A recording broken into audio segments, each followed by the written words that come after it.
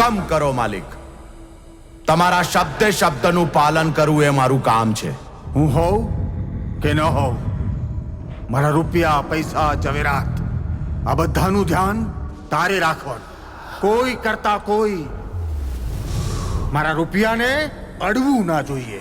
તારે ઘરમાં જ રહેવાનું, ઘરની બહાર જવાનું નહીં. અને જે ઘરમાં આવે તો એને જીવતો જવા દેવાનો નહીં. શબ્દે શબ્દ આવું જ થશે.